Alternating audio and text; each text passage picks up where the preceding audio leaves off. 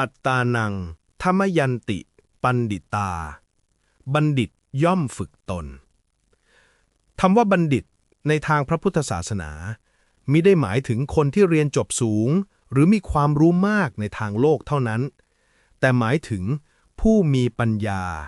ผู้ที่รู้จักตนเองรู้เท่าทันใจของตนมีสติระลึกรู้อยู่กับปัจจุบันขณะไม่หลงไปตามอารมณ์หรือความคิดเพราะใจของเรานั้นเปลี่ยนแปลงตลอดเวลาบางครั้งก็สุขบางครั้งก็ทุกข์บางทีก็อยากได้อยากเป็นอยากมีบางทีก็โกรธเกลียดไม่พอใจถ้าไม่มีสติรู้เท่าทันใจก็จะถูกอารมณ์เหล่านั้นพาไหลไปนี่แหละที่พระพุทธองค์ตรัสว่าผู้ไม่ฝึกตนย่อมตกอยู่ในอำนาจของโลภะโทสะโมหะแต่บัณฑิตคือผู้รู้เท่าทันสิ่งเหล่านี้ไม่ใช่ว่าท่านไม่มีอารมณ์ไม่มีความคิดแต่ท่านรู้เท่าทันมันท่านรู้ว่าเมื่อความโกรธเกิดขึ้นมันก็แค่สภาวะหนึ่งของจิตเกิดขึ้นตั้งอยู่แล้วก็ดับไปเมื่อความโลภเกิดขึ้นก็เพียงแค่รู้ว่านี่คือความโลภไม่ต้องผลักไม่ต้องดึงแค่รู้เท่าทันแล้วใจจะค่อยๆ คลายออกจากอำนาจของมันเองการฝึกตนจึงไม่ได้อยู่ที่การหนีโลกหรือปลีกวิเวกเสมอไปแต่เริ่มได้จากการรู้จักใจของเราเองในชีวิตประจำวันนี่แหละเวลามีคนชม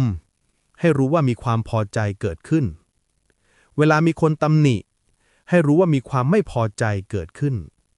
แค่รู้โดยไม่ต้องผลักไม่ต้องสู้ไม่ต้องเถียงกับมันนี่คือการฝึกตนของบัณฑิตพระพุทธเจ้าตรัสไว้ว่าจิตตังทันตังสุขาวหัง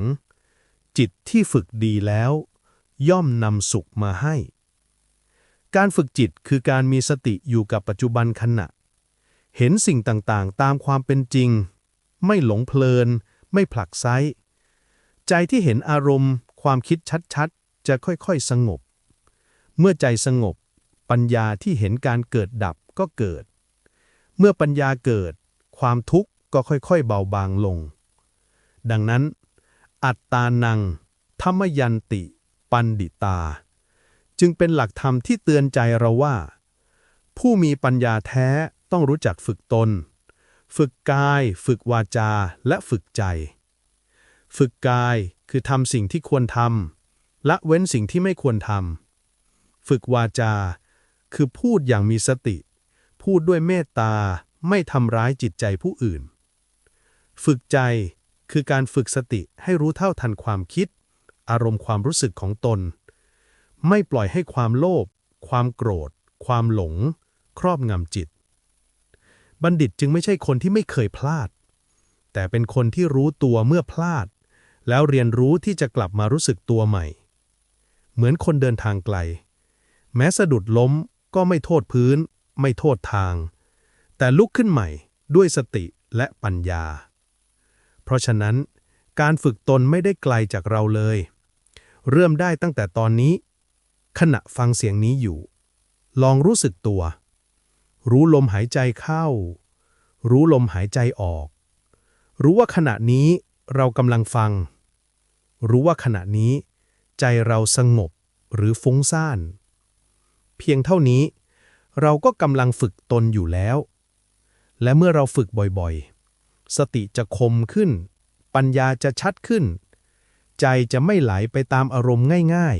ๆความสุขที่แท้จริงก็จะเกิดจากภายในไม่ต้องไปแสวงหาที่ไหนขอให้เราทั้งหลายเป็นบัณฑิตผู้รู้จักฝึกตนรู้จักสังเกตใจของตนในทุกสถานการณ์เพราะผู้ที่ฝึกตนได้แล้วย่อมเป็นผู้ประเสริฐสุดในหมู่มนุษย์เมื่อเราฝึกตนได้ใจก็สงบ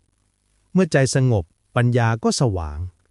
และนั่นแหละคือความสุขที่แท้จริงในทางธรรมขอให้ทุกท่านเป็นบัณฑิตเจริญในธรรมกันทุกท่านครับสาธุ